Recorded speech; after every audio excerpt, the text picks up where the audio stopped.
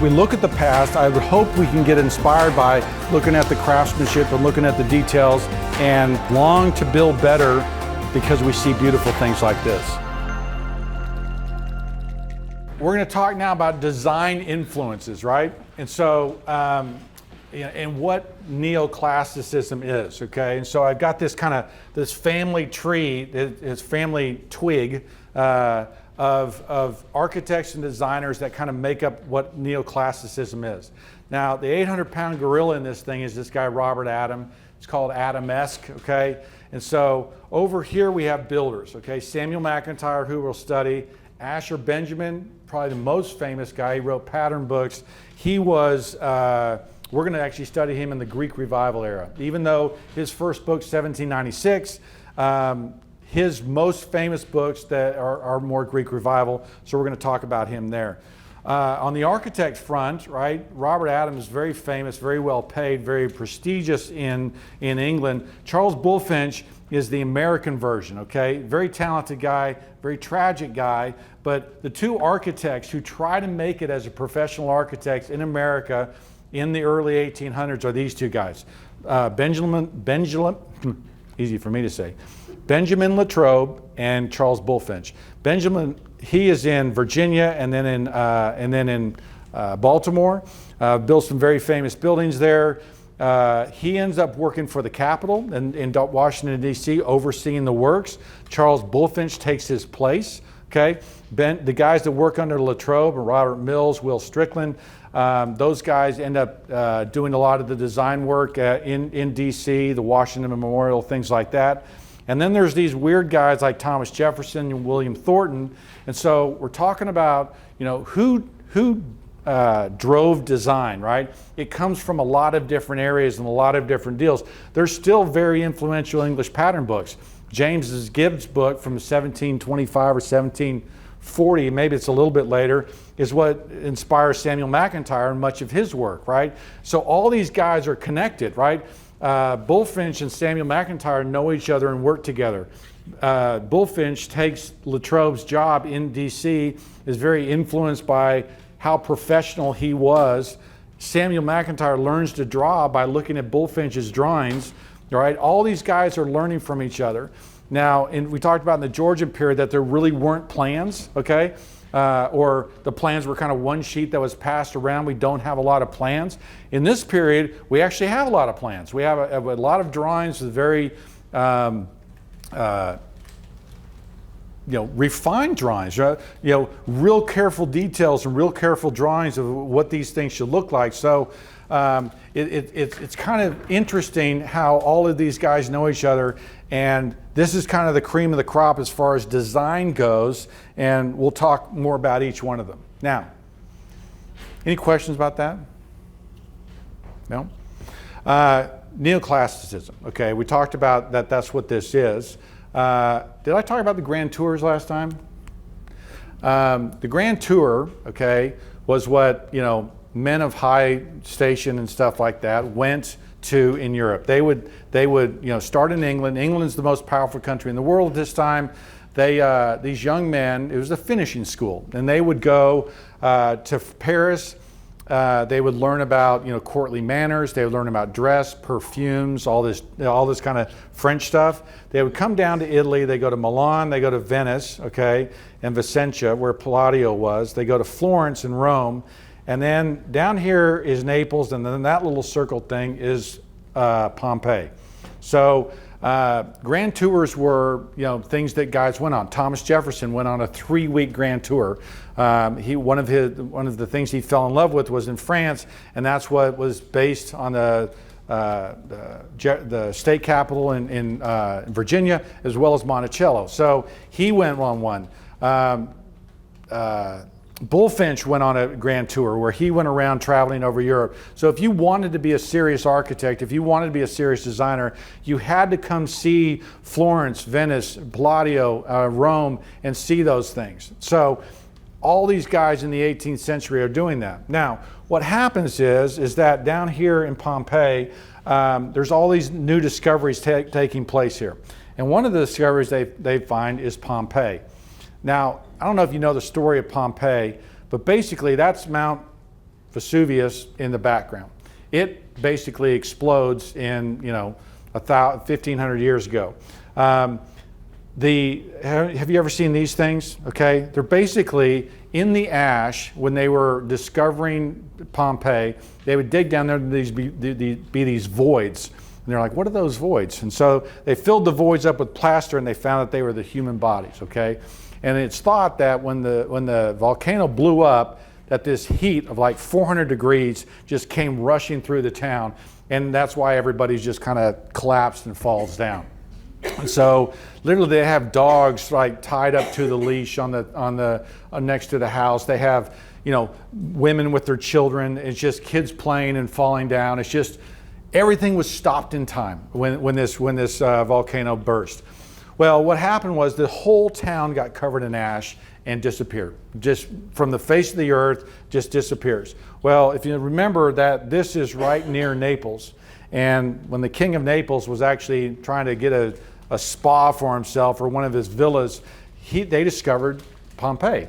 And they started digging, started figuring it out, and they found this whole Roman town that was covered in ash for thousands of years.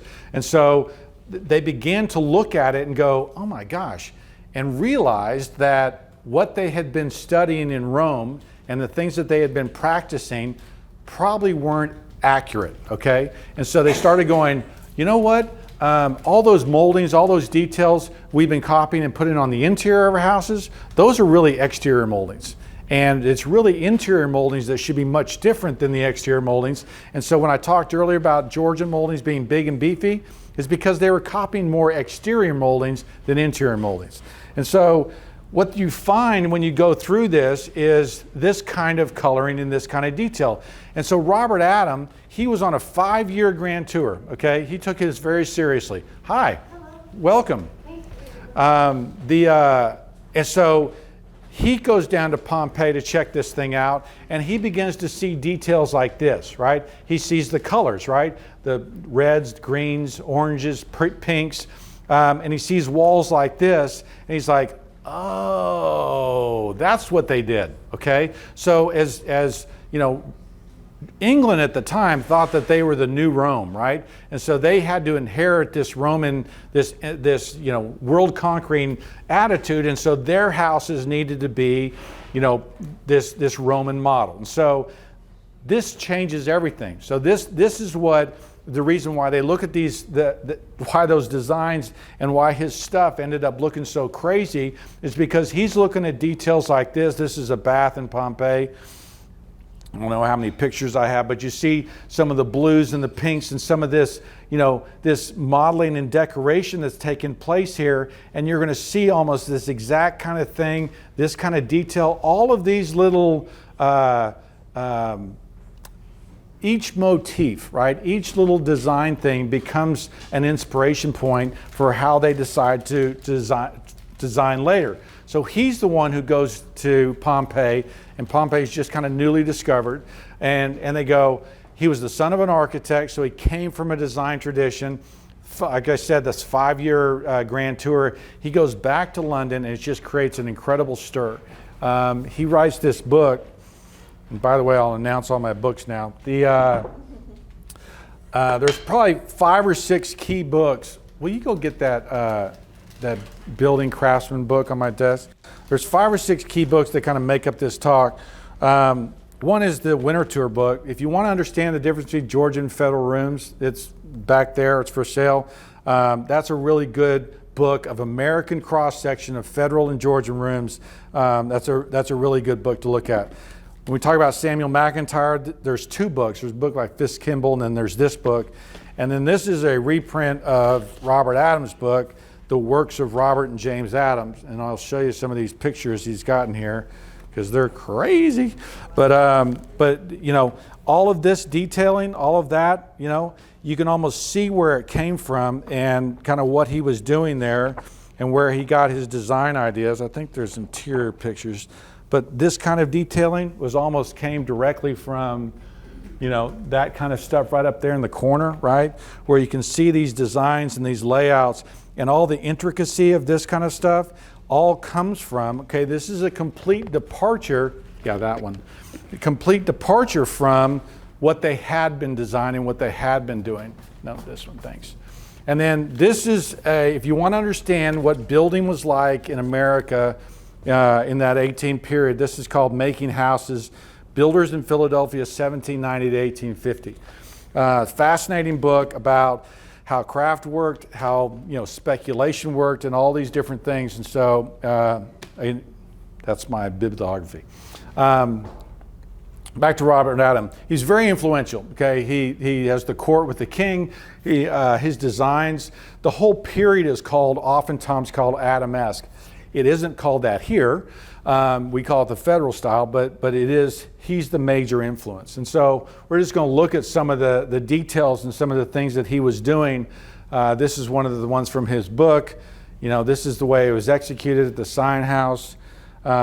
This is the Osterley Park. A lot of the things he did were remodels, okay? So someone had already built a great house, but they wanted the latest fashion, so he comes along and starts introducing stuff like this underneath, right? He goes into this house, there's the ceiling of that, right? And all of these little details are things that he would have picked up. It's like a complete new vocabulary of ornamentation, right? It's just like, oh my gosh, we haven't been doing this right at all. And so they start, expressing themselves very differently. But, this kind of, these Grecian and early, motifs, you'll see in America, the swag detail, right, come into play with, in mantles and things like that. It's all coming from that inheritance, right? And his colors, I mean, that's kind of crazy, right? And so in this room, right? This room, compare it here. I mean, you can almost see where the detailing comes from in this room and kind of why it looks the way it does, because these are the walls from the Pompeii houses, right? And so it's pretty fascinating to me that what an inspiration it was, right? This grand touring stuff going on, and kind of what happens. Now, if you ever go to the Philadelphia Museum, they've got a Samuel McIntyre room and they've got a Robert Adam room, but this is that room. I mean, it's crazy. And then this thing here, this is at the Victoria and Albert Museum. This is glass, okay, and glass flex. I mean, it's like a mirror looking into this thing. This was done in one of his houses. That's also at the Victoria and Albert Museum. The crazy colors and different details like that. So Robert Adam is super influential, okay? Now, realize that design moves pretty slow in this era because he writes his book in like 1758, right? We're still in the Georgian era. And we don't really start this kind of design until the 1780s, 1790s. And so it arrives in America pretty late. Now, the guy it arrives with is Charles Bullfinch and Benjamin Latrobe. Latrobe actually does a lot of Greek revival stuff. And so we're going to talk about that next time. But both Greek revival and neoclassicism and federalism are neoclassical, right? They're both a discovery of what was really going on and them practicing these things. Now, last time we talked, we were talking about how there really weren't architects in the Georgian period, that you didn't really have practicing architects. This is kind of the very first period of practicing professional architects. Now, they didn't make any money, but they were practicing professional architects. Now, I think Bullfinch represents that. He's a tragic figure, and he is he's kind of an example of the whole architectural profession in the 1800s. He was extremely talented. He was flawed because he was a dreamer, I guess is the way I would say it. He had grand visions for design and for buildings and for other things, but he didn't have the experience or the savvy, okay, the business savvy to make it happen. Some of the things were stacked to get him to. The other reason we're going to spend a little time on him is because speculation was part of the building trade in this period. If you read this book on the building craftsmanship, it seems like I think because the country was growing so fast, speculative building was the way a lot of people made money. And so it describes in this book a number of different builders who were, buying houses, renting things, building things, hoping to buy rent, hoping to do things. Now, this is during a period where you couldn't get a 10-year or 20-year loan. I mean, these were 1 to 3 year loans. And so what happens to Bullfinch is that the Jay Treaty, for any history nuts, it gets stalled in England so that trade kind of slows down, and he gets caught, unluckily, in a financial pinch. Okay, basically, well, we'll talk about it a little bit, but he is anyway. It's kind of crazy. He builds 3 houses for this guy named Harrison Otis Gray, or Gray Otis. This guy was the classic developer, okay? He developed Beacon Hill, okay? Beacon Hill's like the most expensive place in Boston, maybe Back Bay or something like that. And Otis, or Harrison, saw what Bullfinch did with his developments, learned a bunch of lessons, and basically built his developments learning from Bullfinch's mistakes. Bullfinch, we talked about the original Faneuil Hall being a commercial building in the Georgian period. He's the one that redid Faneuil Hall and made it this, right? And so he did these commissions. He did the state building in Boston. He was the guy, okay? If you were going to build an important building in Boston, Bullfinch was your guy. But he didn't get paid anything, okay? The going trade in Europe at this time was for an architect to get 5% of construction costs, 2.5% for design, 2.5% for overseeing the construction. In comparison, good architects today get between 10 and 20%, right? Some of them might get a little less than that, but the top architects in America today can get, I know of a guy who gets 25% of construction costs. And so a lot more than these guys get. So the European model was 5%. Bullfinch over his career maybe got 1%, maybe less than 1%. He has this development called the Tontine Crescent, okay? Now basically what it was is his family had money, and they had real estate around in different places, and he had gone on a grand tour, and of course he was in Bath and he saw this, okay? I don't know if anybody been to Bath and seen this. It's the Crescent, the Royal Crescent. This is the circus here, and this is the Crescent. It's beautiful, right? It's huge. It's this wonderful collection of townhomes that all kind of look onto this lawn, and we believe that Bullfinch saw that and kind of came up with this design. And it was townhomes, which wasn't real common at that time, and it was this very, federal design that was very pretty. Basically, he kind of made every mistake you could make in a development, and took on all the debt himself, bought out his partners completely, had no room for error, and then they didn't sell, right? So he finished the first half, and none of them had sold. And so before even figuring out how to do this first half and getting straight with everybody, he started the other side. And so, and he owed builders all this money, and anyway, it's tragic. And so over a number of years, probably about 5 years, he lost everything. And he lost his parents' money too. I mean, his parents were invested in him, and they had to sell all their land to help him pay back everybody. He did. He was whole. He paid everybody back. But after this development, which was common to do, right? But the laws weren't set up to protect a developer, to protect investors. It was just if you owed money and your investors got impatient, they could call your note. And as soon as they called your note, everybody started calling your note, and you were kind of screwed. And so he kind of got screwed. And what's ironic is that Harrison learned, him and Harrison had grown up together, right? They weren't friends, but they certainly were acquaintances. And Harrison helped him settle all his debts. And part of him settling his debts was to sell his portion of Beacon Hill, which was about 20% stake. Now, they were calculating if he had held on to that for about 10 years, he would have been bank, right? He would have just made all this money, but he didn't, and he couldn't, and he was forever poor. So for the next 15 years, right? It's a tragic story. Feel terrible for the guy, but for the next 15 years, he has to wait and get a job at the city, which is basically, it's a police job, but it was basically like a city inspector. And so he was getting paid $600 a year as a city inspector, which allowed them to live. He was getting between $100 and $200 a year in architectural fees. And so I think he averaged, they said, right at $100 a year in architectural fees.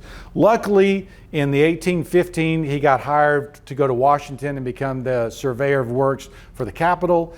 He got paid $2,500 a year, but kind of typical Bullfinch, the story I read, was that they offered him $4,500 a year, and somehow he worked himself down to only get $2,500 a year. I don't know what happened, but he's just, wasn't a good businessman, right? Anyway, so he, supremely talented guy, right? He just was a wonderful designer, had great taste. Tragically, it wasn't the time to make it as an architect yet. Thomas Jefferson. There's a fantastic book called Mr. Fisk and Thomas Jefferson, I think. It's all about the story about how Fisk Kimball discovered that Thomas Jefferson was actually the architect for Monticello and the Virginia State Building, and all the stuff that happened in Virginia. Now, Thomas Jefferson obviously wrote the Declaration of Independence. I mean, he's a supremely talented guy.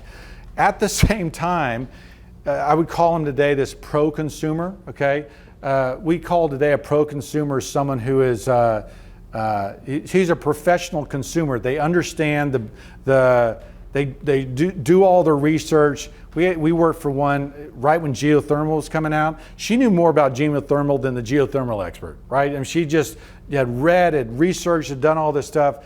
That was what Jefferson was. He was not just your typical homeowner.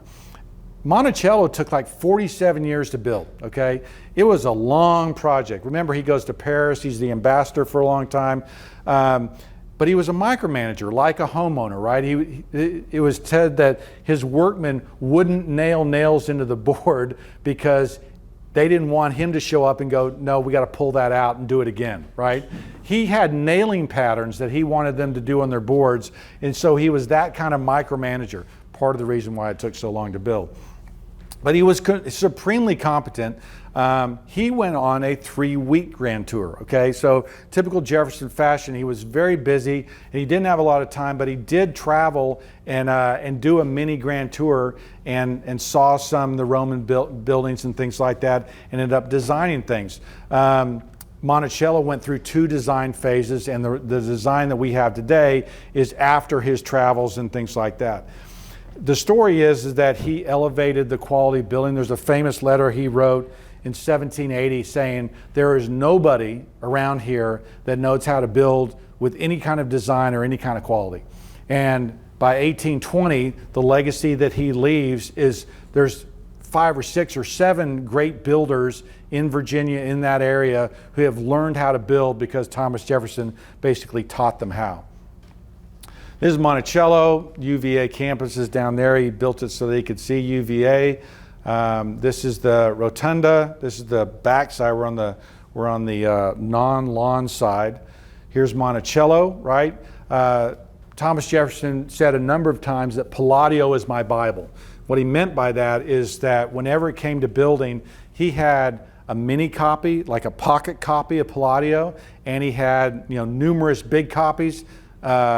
He went into debt tons of times buying books, ended up kind of getting out of debt by selling his library to the Library of Congress when it was starting because he had such a good library.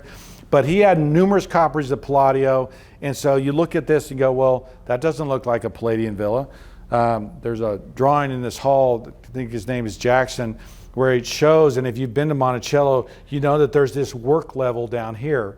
And if you remember when we were studying Palladio, that they're raised up country homes, and that the work level's all on one level, and then the piano nobile, the where the family lives, is up here more formal, and that's basically how this is laid out, where this work level, you can see the walkway underneath there is all underneath there. That's the work level, and then his home and stuff is up there. So he really was a Palladiophile, if that's a word, and but his designs and his buildings, they're very symmetrical, very beautiful. This is Poplar Forest, which is kind of his retreat. This is the UVA campus. Has anybody been to UVA, seen the lawn? Okay, that is your next trip. That lawn, okay, is one of the most fantastic places in America. It was voted, I don't know, 10 years ago, the most beautiful architectural thing in America by all these architects.